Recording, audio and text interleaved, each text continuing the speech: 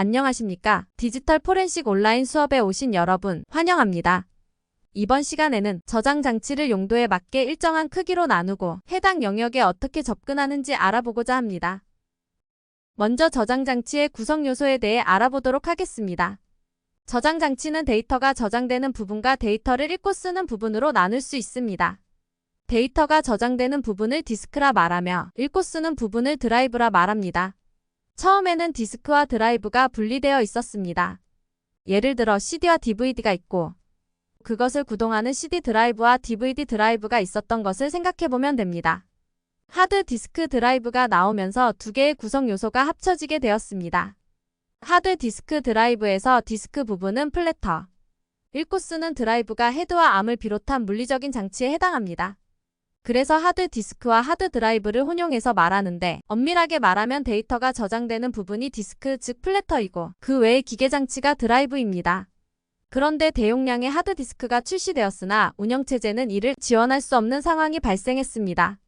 그래서 하드 디스크의 영역을 여러 개로 분할하여 마치 여러 개의 하드 드라이브가 있는 것처럼 만들게 되었습니다.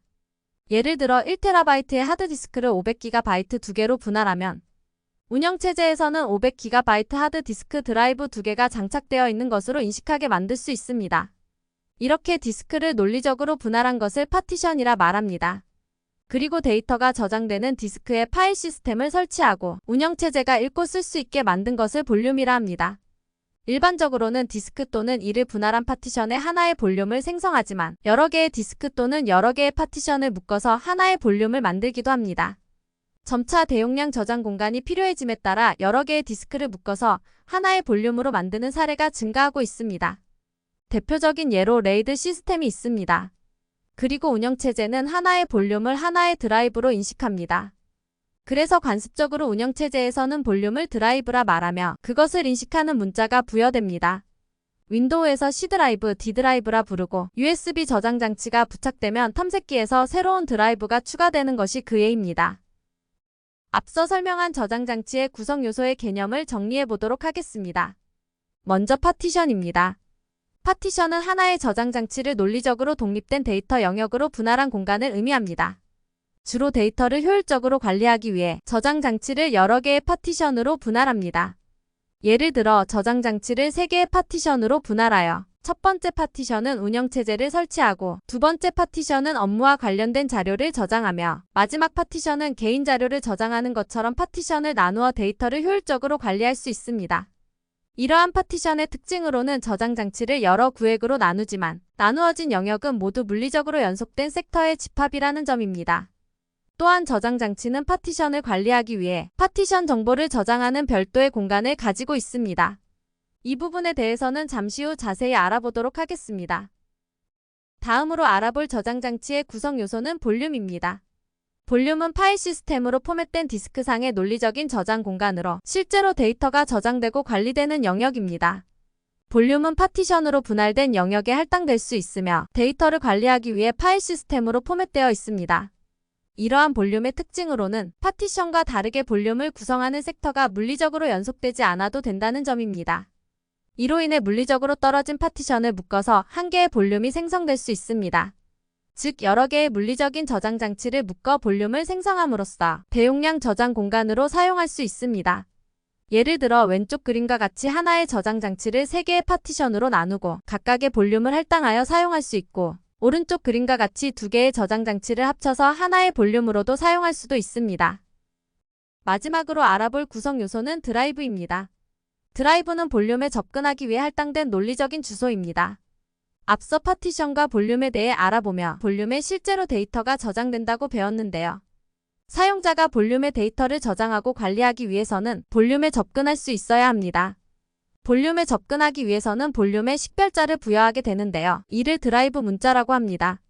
드라이브 문자는 영문 대문자 A부터 Z까지 할당될 수 있으며 하나의 볼륨에는 하나의 드라이브 문자만 할당할 수 있습니다. 또한 시스템 예약, 복구 파티션 등과 같은 특수한 경우에는 드라이브 문자가 할당되지 않습니다. 드라이브 문자 할당과 관련하여 간단하게 예제를 들어 알아보도록 하겠습니다. 아래 그림과 같이 저장 장치를 2개의 파티션으로 분할하고 각각의 파티션에 하나의 볼륨을 할당하였습니다. 이후 첫 번째 파티션에는 H라는 드라이브 문자를 할당하였고 두 번째 파티션에는 드라이브 문자를 할당하지 않았습니다.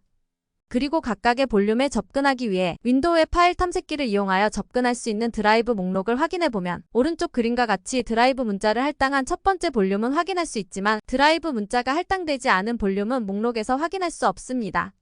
따라서 저장 장치의 데이터를 저장하고 접근하기 위해서는 파티션으로 나누어진 영역의 볼륨을 생성하고 생성된 볼륨의 드라이브 문자를 할당해야만 사용자가 데이터를 관리할 수 있습니다.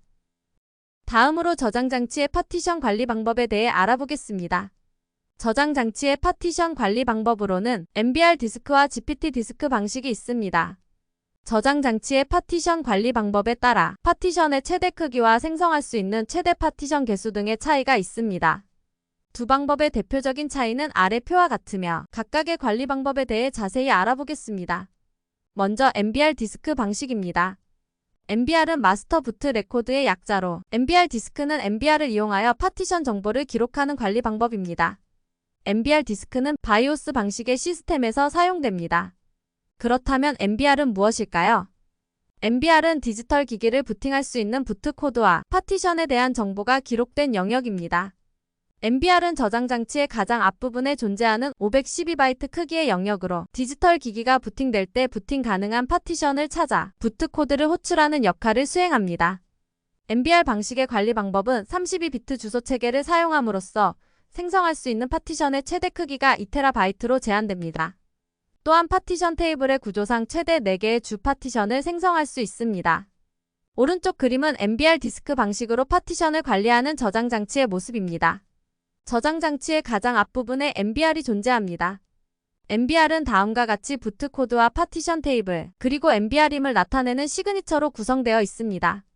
파티션 테이블에는 저장 장치에 존재하는 파티션들에 대한 정보가 저장되어 있어 각 파티션의 위치를 파악할 수 있습니다.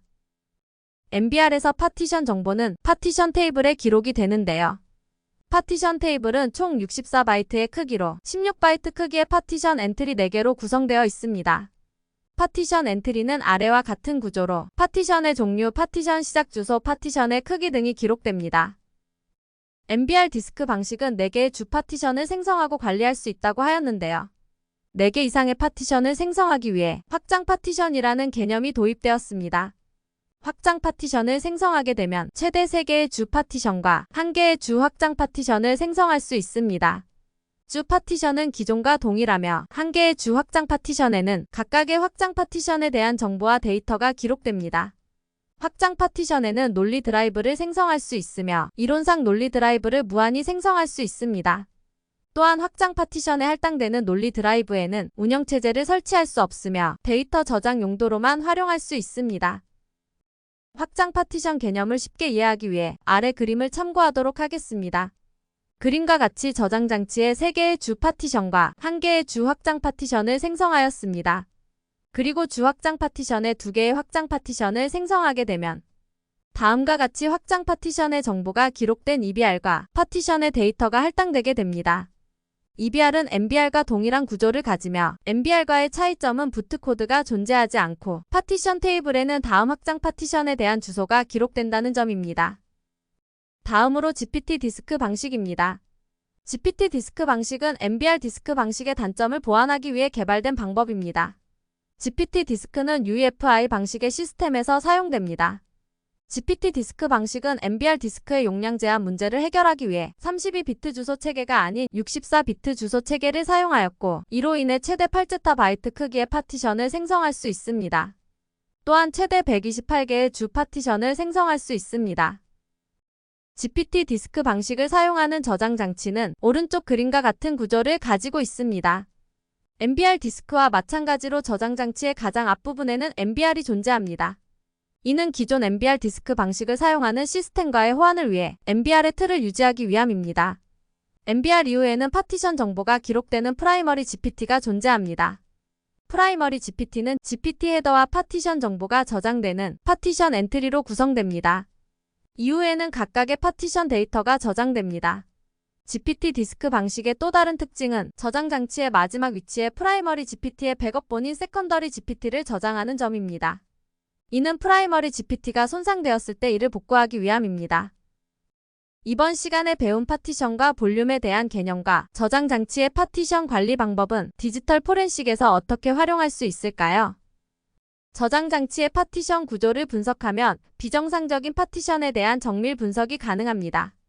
예를 들어 아래와 같이 파티션 테이블이 손상되거나 파티션에 비할 영역이 손상되었을 경우에 파티션의 구조를 분석함으로써 손상된 파티션을 복원할 수 있습니다. 또한 다음과 같이 숨겨진 파티션이 존재할 경우에도 파티션 구조 분석을 통해 탐색 및 추출할 수 있습니다. 이번 시간에는 저장 장치의 구성 요소에 대해 알아보았습니다. 감사합니다.